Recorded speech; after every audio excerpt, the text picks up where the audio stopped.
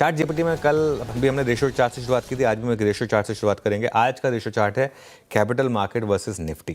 Capital market index जो है ये निफ्टी को अब आउट परफॉर्म कर रहा है और 10 जून 2025 की एक ट्रेंड लाइन रेजिस्टेंस जो है इसको क्रॉस करने की यहाँ पर एक तैयारी हो रही है। तो ये एक इंटरेस्टिंग चार्ट है जिस पर आपकी नज़र रहेगी। इसमें सबसे स्ट्रांग हैं बीएसई और सीडीएसएल, लेकिन ध्यान रखिएगा बहुत चल चुके हैं ये स्टॉक्स, खास तौर से बीएसई तो बहुत चला है। और चार्ट लेकर आइए बीएसई का जरा एक बार।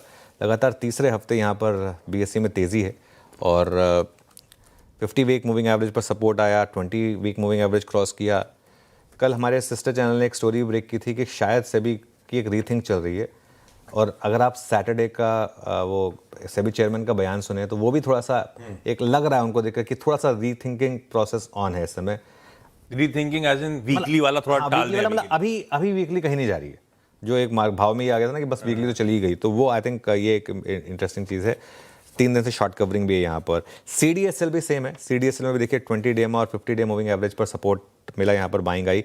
कल 100 डे मूविंग एवरेज क्रॉस हुआ यहाँ पर। यहाँ भी 2 दिनों के औसत से ज़्यादा डिलीवरी वॉल्यूम्स रहे हैं और कल एफएनओ में भी अच्छे लॉन्ग बिल्डअप हुए।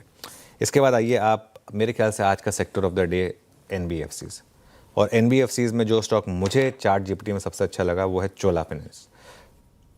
ब्रेकआउट के काफ़ी करीब है चोला, और चोला का एक और एडवांटेज ये है कि ये ऑटोमोबाइल सेक्टर की फाइनेंसिंग वाला स्टॉक है, खासतौर से ट्रक सेक्टर का।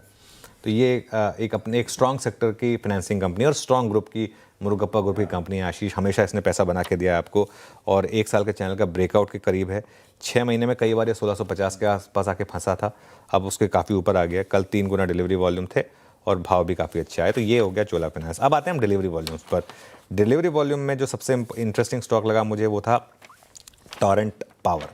टोरेंट पावर कल 5 टाइम्स डिलीवरी वॉल्यूम, कल का चार्ट देखिए टोरेंट पावर का, 5 टाइम्स डिलीवरी वॉल्यूम्स थे यहाँ पर। और बार देखिए कितना बड़ा मैसिव ग्रीन कैंडल आपको नजर आएगी। Same with federal bank. अच्छा, फेडरल बैंक इज एक, जिसे कहते हैं ना, एक गोल्ड की रैली का सबसे बड़ा एक प्लेयर रहा है, सबसे बड़ा। दिक्कत बस ये है कि फेडरल बैंक में वर्टिकल मूव आया है। वर्टिकल मूव है, लेकिन गोल्ड और सिल्वर में भी वर्टिकल मूव है, तो उस हिसाब से चल रहा है। और 5 दिनों से हायर हाई हायर लो। इसमें वो वाली अप्रोच है कि जब तक प्रीवियस डे के लोग के ऊपर है तब तक इस स्टॉक में स्ट्रेंथ है। 6 दिनों से यहाँ पर लॉन्ग बिल्डअप है या फिर शॉर्ट कवरिंग है।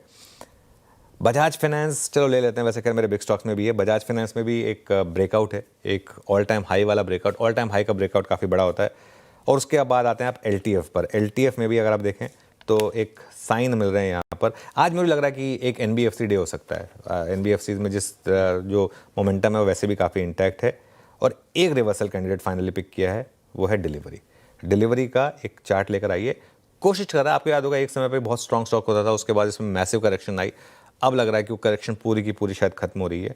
तो और कल डिलीवरी वॉल्यूम भी अच्छे थे, तो ये एक और आज हमारा स्टॉक, काफ़ी स्टॉक्स हो गए आज।